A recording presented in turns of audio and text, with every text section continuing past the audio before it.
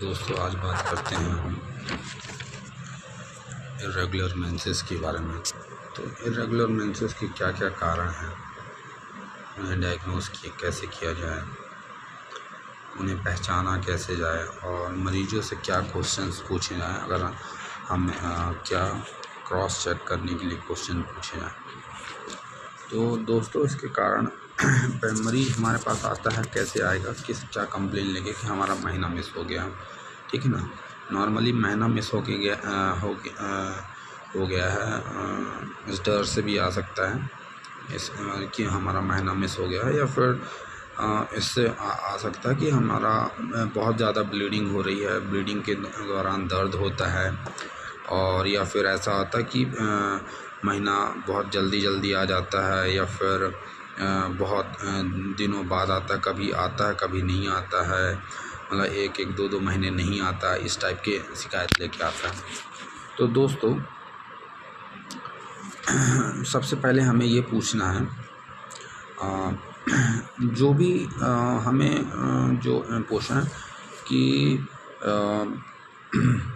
क्या क्या टेस्ट करवाएंगे हम। थायराइड टेस्ट करवा सकते हैं, PCOS, जैसे मेन जो कारण होते हैं इर्रेगुलर मेंसेस के, वो क्या होते हैं, हार्मोनल इम्बैलेंस। जो मेजॉरिटी जो मेजर ज़्यादातर जो मरीज़ आएंगे आपके पास, वो हार्मोनल इम्बैलेंस के कारण ही आते हैं नॉर्मली, ठीक है ना, जिनका इर्रेगुलर मेंसेस की प्रॉब्लम होती है। और नॉर्मली उनमें से कई सारे PCOS के मरीज हो सकते हैं, थायराइड डिसऑर्डर के मरीज हो सकते हैं, और हाइपरप्रोलैक्टिन में तो ऐसे काफ़ी रेयर केसेस है, लेकिन मिल भी सकता है, ठीक है। और दोस्तों लाइफस्टाइल फैक्टर्स भी हो सकते हैं कि कई सारे लोगों को स्ट्रेस के कारण और एक्सेसिव एक्सरसाइज और अचानक से वेट लूज़ या बहुत ज़्यादा वेट गेन हो गया, उसके कारण भी कभी इर्रेगुलर मेंसेस हो जाता है, ठीक है। और दोस्तों कई बार ऐसा होता है कि कुछ दवाइयों के साइड इफ़ेक्ट भी होते हैं ऐसा, ठीक है। अगर कुछ किसी प्रकार की उनको दवाई गोली चल रही है, जैसे अगर एंटीसाइकोटिक दवाइयाँ, एंटीसाइकोटिक या फिर इस टाइप की दवाइयाँ चल रही हैं, स्टेरॉयड थेरेपी चल रही है, अगर कीमोथेरेपी अगर चल रही है उनको, तो ऐसा हो सकता है। और अगर दोस्तों वो हार्मोनल कॉन्ट्रासेप्टिव्स अगर यूज़ कर रही हैं, या तो ऐसा माला N माला D इस टाइप की टैबलेट्स यूज़ कर रही हों, या फिर अंतरा का इंजेक्शन लगवाया वगैरह हों, जो भी कॉन्ट्रासेप्शन के लिए हम यूज़ करते हैं, जितनी भी मेडिसिन, वो उनमें से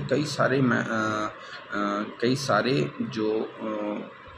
चीज़ों के साइड इफ़ेक्ट होते हैं इर्रेगुलर मेंसेस। तो अगर ये कॉन्ट्रासेप्शन यूज़ करने की वजह से तो भी हो सकता है, ठीक है। कॉन्ट्रासेप्शन यूज़ करने की वजह से भी हो सकता है, एंटीसाइकोटिक, स्टेरॉयड थेरेपी और कीमोथेरेपी इस टाइप की जब हमें दवाइयाँ चल रही होती, तो भी उसकी वजह से भी हो सकता है, ठीक है ना। और जो यंग लेडीज़ हैं जिनको ऐसी कोई मेडिकल हिस्ट्री नहीं है, तो उनमें अगर मेडिकल हिस्ट्री या फिर इस टाइप की स्ट्रेस की हिस्ट्री नहीं है, तो फिर उसमें ज़्यादातर संभावना होती है हार्मोनल इम्बैलेंस की, ठीक है ना। और दोस्तों मेन जो चीज़ है कि उसको दो में डिवाइड करना है, या तो बहुत जल्दी पहले आ जाता है, हैवी ब्लीडिंग को अलग करना है, ठीक ना। अगर हैवी ब्लीडिंग के साथ आता है तो उसमें फिर दोस्तों यूट्रस को चेक करना ज़रूरी है, क्योंकि फाइब्रॉइड आजकल बहुत